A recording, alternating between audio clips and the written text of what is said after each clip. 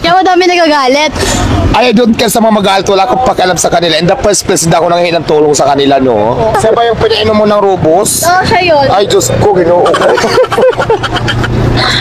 Ating maganda, ayan. So, halika dito, papakilala kita. Oh, sige. Alpha, Kamusta? Miss Diwata. Beautiful. Parang napapamit ko nga to. Opo, kami. Siya ba yung pinainom mo ng Rubos? Oo, siya yun. Ay, Diyos ko, ginoo ko. Anong sikreto ng Paris mo? Baka may robust din yan, ah. Wala, ito ang sekreto. Ganda. Wala talaga. Oh my God, mahirap hanapin yung ganda eh. Correct. Dati kasi ang ganda ko tinago ko. Nung nilabas ko, ayan, charing na. Kaya madami nagagalit. Ay, I don't care sa mga magalit. Wala akong pakialam sa kanila. In the first place, hindi ako nanghihingi ng tulong sa kanila, no? Oo. Kasi balita ko may bago ka daw luto ngayon eh. Ano ba yung secret mo dyan? Ayun nga, yung bagong menu natin talagang pinag-uusapan din ngayon. Pinag-uusapan niya yung ating overload na pang Grand Finals. Nag-create ulit ako ng bagong menu. Naku, pinag-uusapan na ng mga bashers na naman. Nagawa na naman sila ng eksena para sumikat na naman si Diwata. Oo. Pero sa mga basher na yun, wala akong pakialam kung ano mang sabihin nyo sa buhay nyo, anong gusto ko sa buhay nyo. Basta ako, alam ko sa sarili ko na wala akong ginagawang masama at wala akong taong inaapakan. Eh, kayo mga basher kayo, wala naman kayong naitulong sa kapwa, kundi siraan. So, I don't care. Oh. Hindi, basta Masama talaga maghanap buhay tayo ng patas sa pamamaraan. Yung iba nga dyan, di ba, hindi natin masabi. Yun nga lang kasi talaga, hindi talaga natin maiwasan talaga ang isang tao may kaakibat talaga na basher, di ba? Either artista ka man, negosyante ka man, politiko ka man, hindi ka man artista, may basher talaga. Ang mga basher na yun, wala talaga magagawa sa kapwa na mabuti yan. Oo, kasi yung mga basher na yan, ang utak nun mga talangka, mga ganyan, hilahin ka talaga pababa. oo ba? Oo, kasi nakikita nilang Pero tumataas yun nga, ka huwag na ka eh. talaga magpa-apekto sa mga basher kasi in the first place, wala silang naitulong, wala silang ambag sa buhay mo. Labor ka naman ang sa kanila. Pag ikaw ay nawalan at saka may katiting na hindi natin kakilala yung mga basher na yan. So, bakit tayo magpa-apekto sa mga basher, di ba? Basta ang gawin natin sa sarili natin, magsikap, mag-improve. Kung may negosyo tayo, pag-igihan natin talaga, pag-prosigin natin para lumago yung negosyo natin. Huwag mainggit sa kapwa, di ba? Kasi ang Pilipino talaga ganyan eh. Pag mayroon kapwa ko vendor talaga, alam mo ba? Wala namang kaming problema, sinisiraan ako kung ano mga sinasabi. Pero pag kaharap ako, ganun talagang Pilipino. Kasi ang Pinoy kasi ang ugali niyan. Pag hindi ka kayang pantayan, gagawa yan ng paraan para masira ka. Ganun talagang kultura ng Pinoy. Hindi ko naman nila lahat, pero talaga karamihan. Totoo. Bato-bato sa langit ang tamaan sa pool. So may tanong ako sa'yo, one question. Ano mabibigay mong advice sa mga small business na nandyan na lumalaban sa buhay? Ayan, go lang.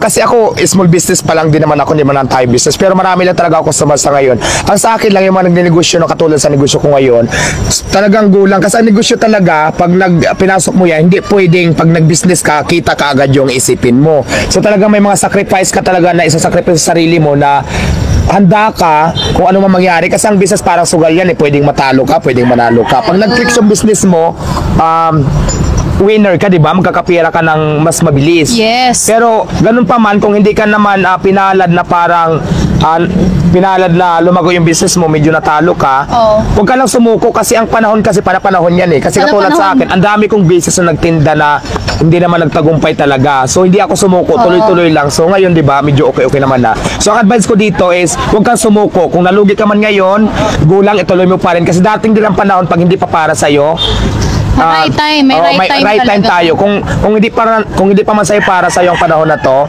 so hintayin mo lang kasi malay mo bukas ikaw naman. Kaya ang importante dito, wag ka lang sumuko. Pero tignan mo, kahit ang dami nang babasher, dami nagmamahal sa'yo. Yes, kasi alam naman talaga ng mga tao kung anong dapat, anong totoo, di ba? Basher kasi, sinabi ko na nga yung basher, walang magagawa sa kapwa na mabuti yan. Puro kasi sira sa tao. Tama, I am right? So how many people working from you?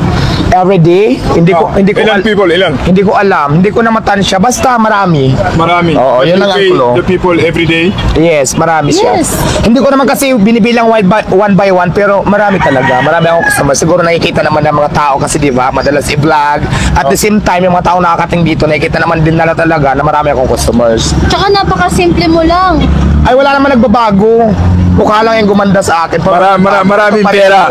Marami ka na pera. Wala pa. Nag-ipon Ano pa. wala? Marami pera. Marami people dito wala na pera. Nagpapayaman pa lang. Nga lang kasi ang daming hadlang. But malapit na. but malapit na, malapit. Malapit na. Dancing din tayo dyan. Maganda may sports car na siya Ano mo. kasi yan di ba? Step by step, di ba? Yeah, Habang yeah, nandiyan ka yeah, na, yeah. kailangan Tama, talaga. tama. Hindi kasi pwede na mayaman ka gano'n na sa isip. Pursigihin mo pa, pag-igihan mo pa, galingan mo pa. Oh, Dating din tama. tayo dyan sa sa finals na yan. Oh. Anong gusto mong ipakain kay Alpha ngayon?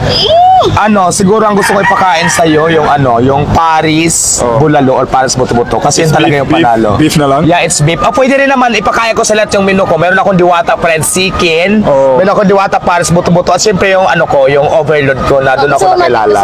Hello everyone! So ngayon, may papakilala akong platform sa inyo, ang 770 PNL. Dito guys, maraming beses na ako nanalo dito. So ipapakita ko sa inyo kung paano ako nananalo, kung paano ako nagkakapera, at kung paano dumidoble yung pera ko. Bago yon, ishare mo muna tong video na to, at mamimigay din ako ng GCash. So ito yung lalaruin ko. Ayan, ito yung mga laro pala guys na pagpipilian nyo. Pero ito yung paborito kong laruin dito. Saan ito? Fortune Gems. Ayan. Wait lang natin. So, ito guys. Play lang natin.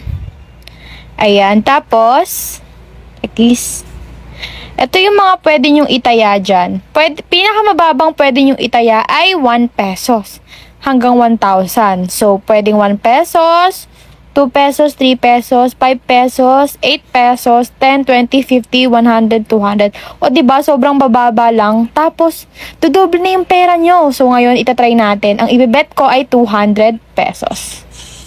Yan. Tignan nyo kung anong mangyayari ha. Ayan yung binet natin, 200 pesos. Okay. Lagyan natin ng sound. Okay. Let's go!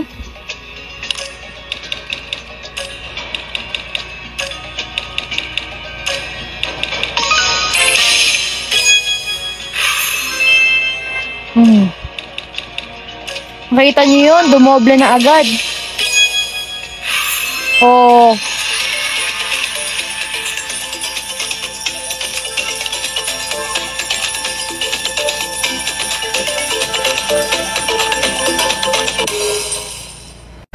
O diba, sa halagang 200 pesos, nagkaroon ako ng 2,400! Tapos ang kagandahan dito guys, sobrang bilis lang mag-cash out. Pwedeng Paymaya, pwede ring GCash. Kaya kung ako sa'yo, i-click mo na yung link dyan sa my comment section. Mag-deposit na at mag-register.